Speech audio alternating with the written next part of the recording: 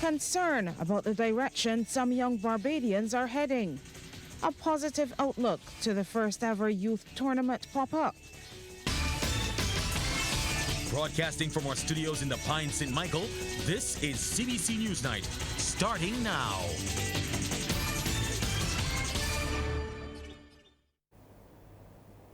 Hello, I'm Sharika Griffith with this weekend edition of NewsNight.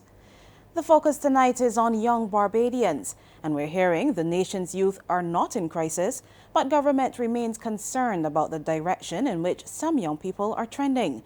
Minister of Youth, Sports and Community Empowerment, Charles Griffith, is calling on those who remain committed to the development of youth to assist in positively impacting those at the community level.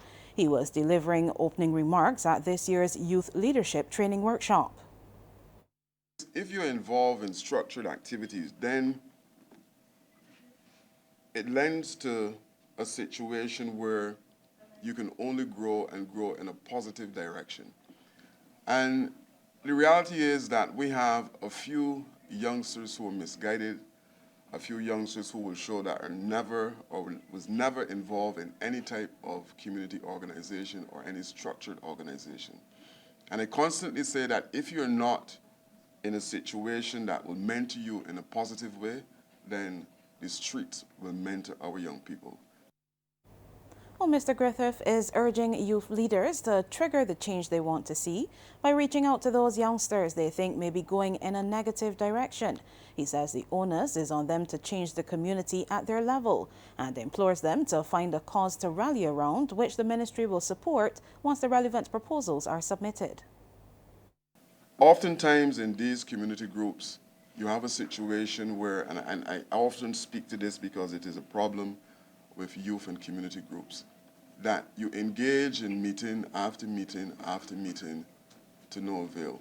And then you wonder why it is a case that the numbers in the community groups are dwindling. Because I am not interested in coming every week and just hearing the president's report or back and forth conversation with the executive. And I'm asking all of you to become project-based in terms of how you treat to your respective organization. Well, dozens of young Barbadians were under the watchful eyes of criminal justice officials today, not because they had broken the law, but as a consequence of wanting to make a positive difference by participating in wholesome activities. It's all part of the first ever youth tournament pop-up, organized by the Criminal Justice Research and Planning Unit in conjunction with the National Peace Program. Director of the unit, Cheryl Willoughby, says those involved were showcasing their talents in areas they chose, such as dominoes, road tennis, and backgammon. Our young people would have indicated that these are the type of activities that they want to get engaged with. And so today we are giving them an opportunity to showcase their talent, as well as to be among each other in a positive light. So I'm encouraging persons who want to partner with the Crime Prevention Unit, the National Peace Program, as well as the Criminal Justice Research and Planning Unit, to give us a call or to reach out to us on one of our platforms, and we will find some sort of opportunity for you to work with us. And Ms. Willoughby says the unit is looking to replicate today's activities across Barbados going forward. We want to take a similar concept into the communities so that not only the city benefit, but really we are spreading our wings throughout all the parishes so that our young people can really become involved in the positive activities showcased here today. Well, in related news, a pilot project set at steering the nation's youth in the right direction has been launched. The Red Foundation's Community High Achievers Mentoring Program, or CHAMP, is starting with 20 mentees and 10 mentors as they reach out to the wider society to get on board. Patron the Most Honorable Stetson Red Plastic Bag Wiltshire says while people talk about the state of the youth, it's time for intervention. We as a people, we need to do more in terms of helping ourselves. We tend to look to government every single time to do everything, but government cannot do everything. We need to help ourselves as much as we can and be our brother's keeper. And I hope that this program grows, and as Mr. Jamat said, we want to take this program nationwide that we really want to be a cog in that wheel of change in terms of helping our young people forward. Senator John King says more cultural penetration is needed to bring about change. He notes as time has evolved, so too has parenting, but there is no manual to set the tone. There was a term that we used to use very much in the past. It says it took a village to raise a child.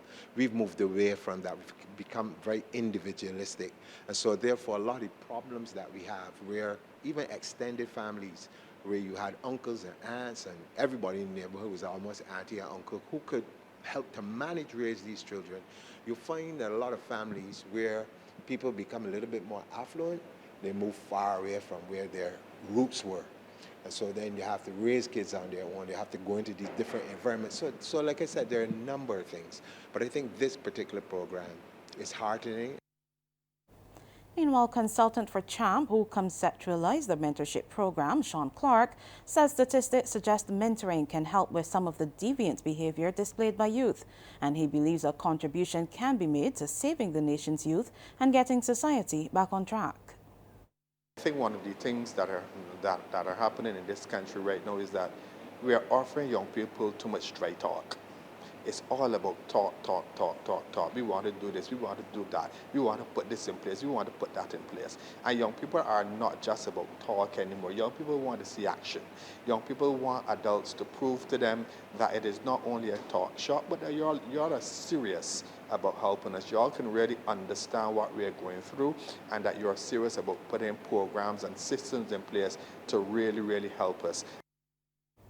In other news, there is greater demand for locally produced art pieces overseas than in Barbados.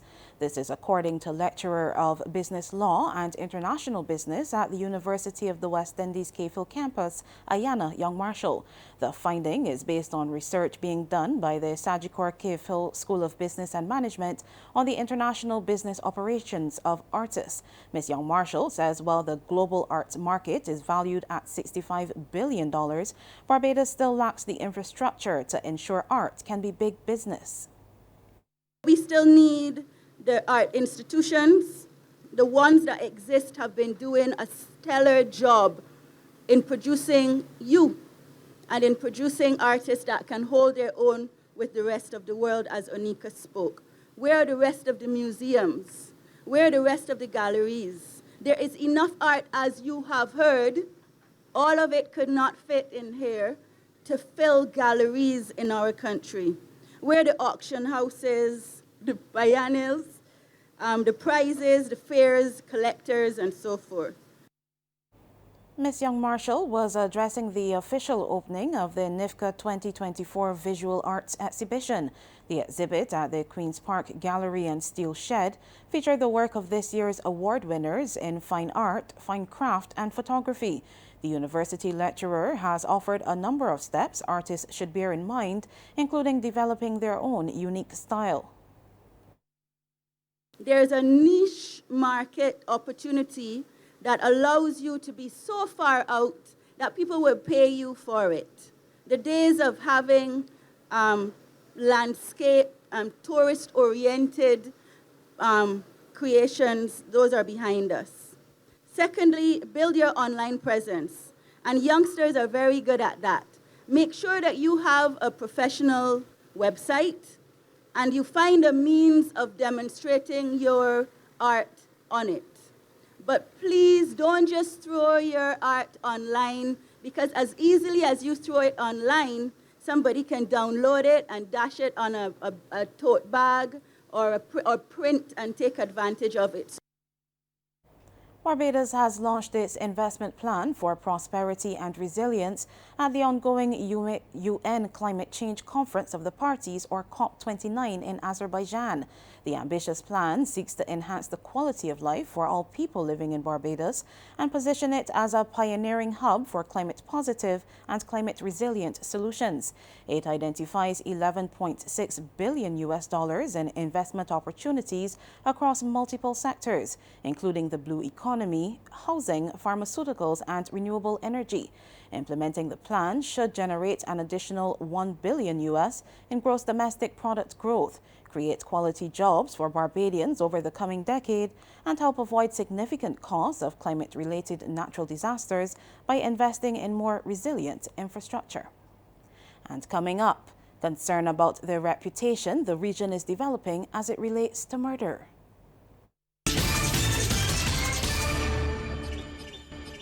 A senior official of the Caribbean Court of Justice has suggested the region is becoming the murder capital of the world. President of the CCJ, Justice Adrian Saunders, has told Barbados and the Caribbean the regional justice system is in dire need of reform. He was among the panel for a regional town hall entitled Advancing Justice in the Caribbean post-Needham Point Declaration.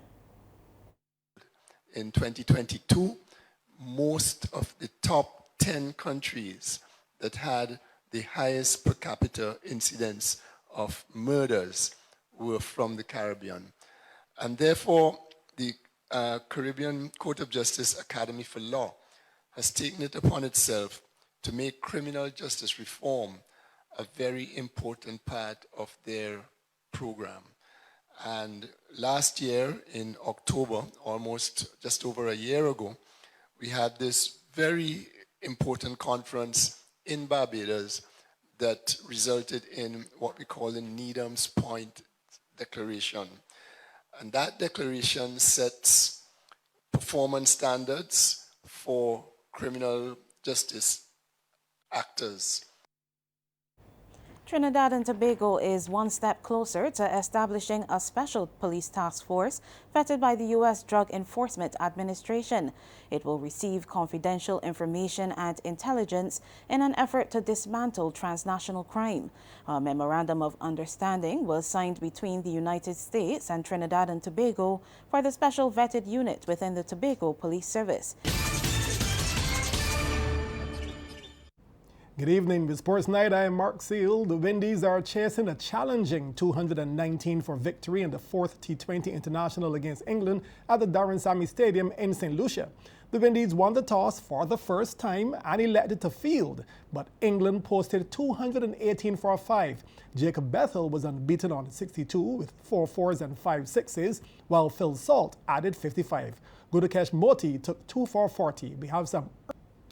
Jerome Jones snatched a fifer as Wildy remained in the driver's seat in the top of the table clash against Wanderers after day 2 in the 7th series of the BCA Elite Division.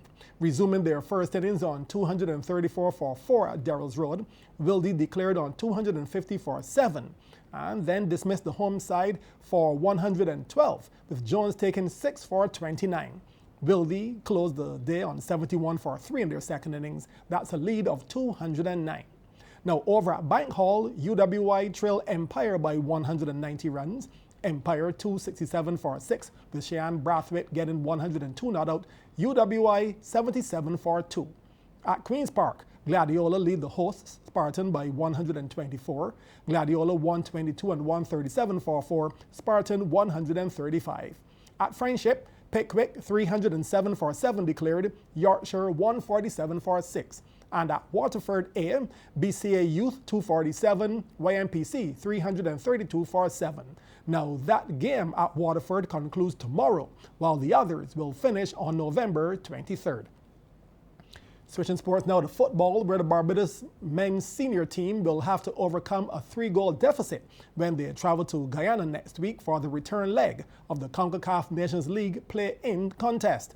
Last night at the BFA turf for the first leg, the Barbados Tridents lost to Guyana 4-1. CBC's Anne-Marie Burke reports.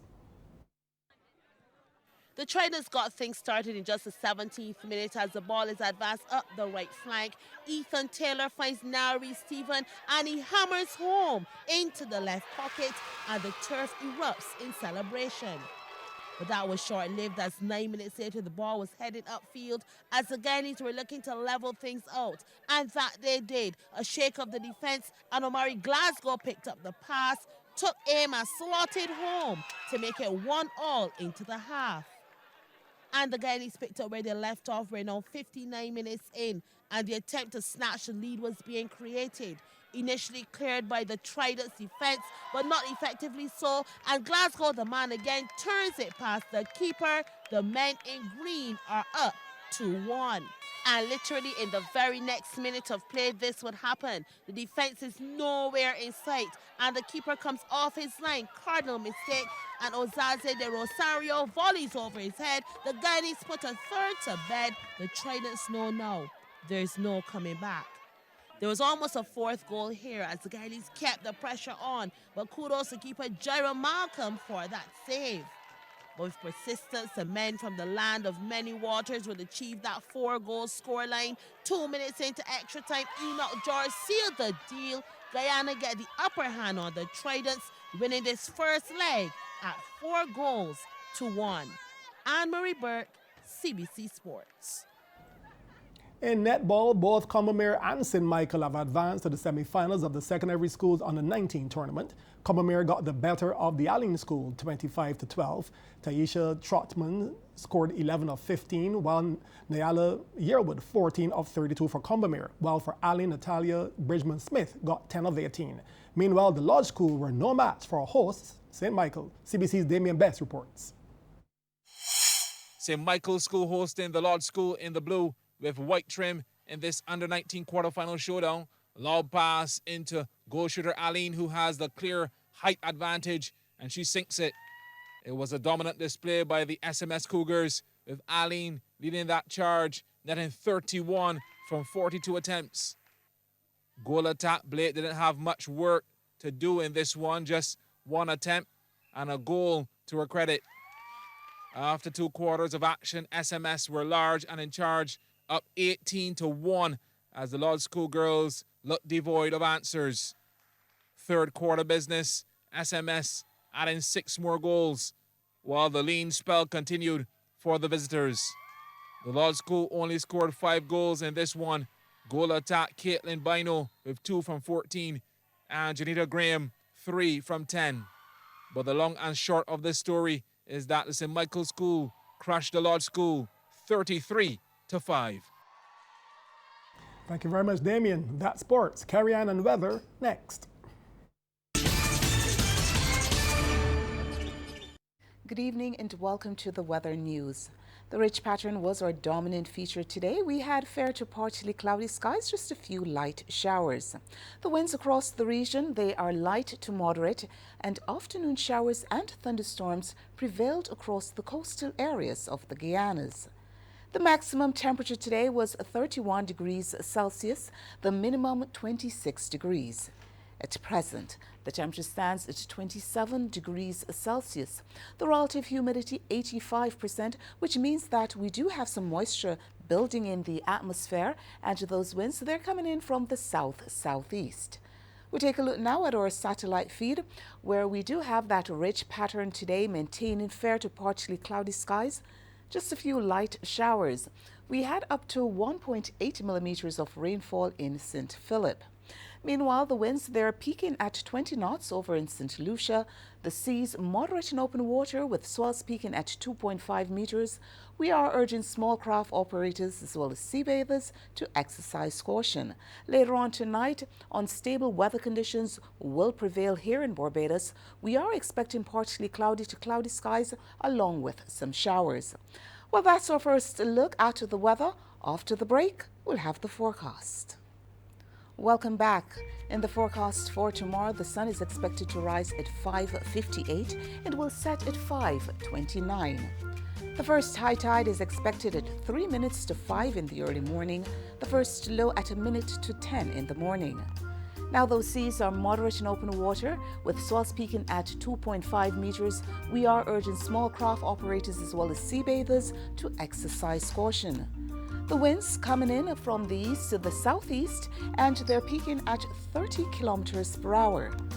For us here in Barbados tonight, we can expect partially cloudy to cloudy skies along with some showers. And over the next 3 days, occasionally cloudy skies along with showers can be expected. And that's our news. Thank you so much for joining us, and continue to enjoy your evening.